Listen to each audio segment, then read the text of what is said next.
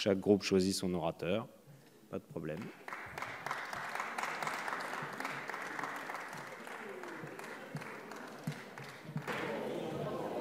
Mes collègues, ce devait être un moment solennel et important que celui-ci, l'Assemblée nationale française se prononçant après l'ouverture d'une ère nouvelle sur le sujet, sur une question aussi brûlante que la violence ordinaire, méconnue des hommes, bien connue des femmes.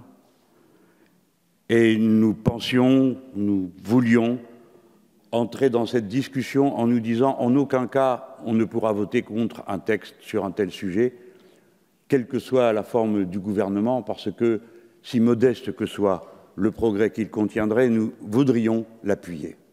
C'est avec cet état d'esprit que nous sommes venus dans le débat.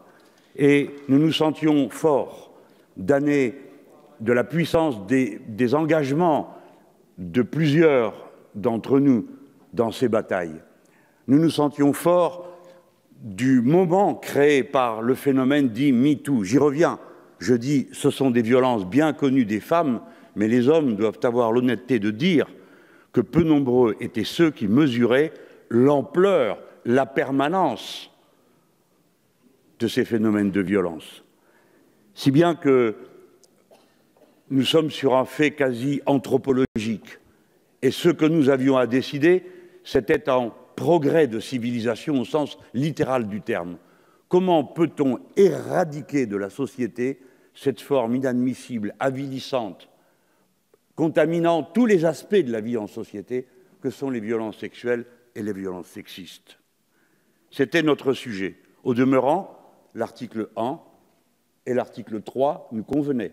L'article 1, parce qu'il présente un vrai progrès, l'article 3, parce qu'il innove utilement. Mais ensuite est venue cette discussion sur l'article 2.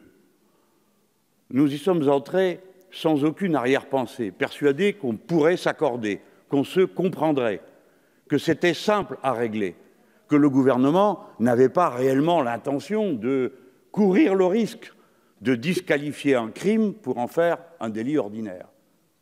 Et il a été, curieusement, impossible d'arriver à parer à ce risque. Et pourtant, sur tous les bancs, tout le monde était d'accord pour essayer de trouver une formulation qui règle les difficultés qui pouvaient surgir du fait des auteurs et des incompréhensions qui pouvaient exister. Cela ne s'est pas fait.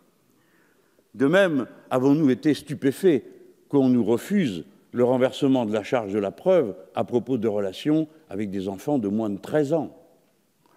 Nous n'avons pas compris, et nous allons quitter cette séance dans laquelle nous nous sommes tellement engagés, je crois que vous aurez noté l'engagement de notre groupe, sans avoir compris pourquoi nous nous sommes heurtés à un tel mur. On vous l'a dit, on vous le répète, amender, ce n'est pas se déjuger. C'est tout simplement admettre la règle de la discussion. Je comprends que dans certaines circonstances, sur certains types de textes, bien sûr, l'intérêt suprême de la démocratie, c'est que la contradiction ne s'interrompe pas et que le vote permette la représentation de tous les points de vue.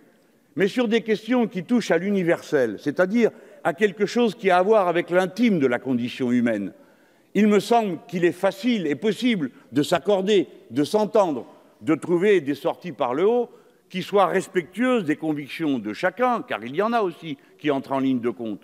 Mais face à de telles violences, nous sommes unanimes, nous le savons.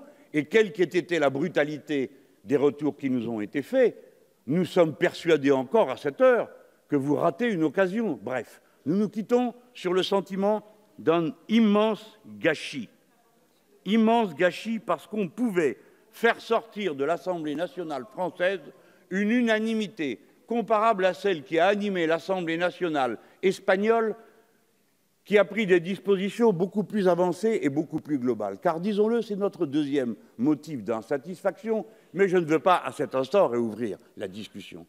Nous rêvions d'une loi qui soit réellement globale, c'est-à-dire qui aborde tous les aspects de l'éradication de cette violence, et pas seulement les aspects de répression. Et ça n'a pas été le cas, à notre avis. Voilà pourquoi c'est avec tristesse que nous ne voterons pas ce texte. Je dis avec tristesse parce que jusqu'au dernier moment, nous nous sommes interrogés pour savoir de quel côté la balance pesait le plus lourd. Eh bien, nous vous disons que, contrairement à vous, Nous ne voulons pas assumer le risque qu'un crime puisse être déqualifié. Nous ne voulons pas de ce risque et nous ne voulons pas non plus des autres risques que nous avons évoqués et dont nous avons voulu prendre, par rapport auxquels nous avons voulu prendre des précautions. Le texte va suivre son chemin. Peut-être reviendrez-vous à la raison. Nous vous adjurons d'essayer de trouver un accord avec nous. Nous vous adjurons de nous entendre. Quelle que soit la forme, nous sommes prêts à avancer. Mais ne prenez pas le risque que tout le monde vous montre du doigt et que vous assumez avec ce texte. La parole est maintenant à Mme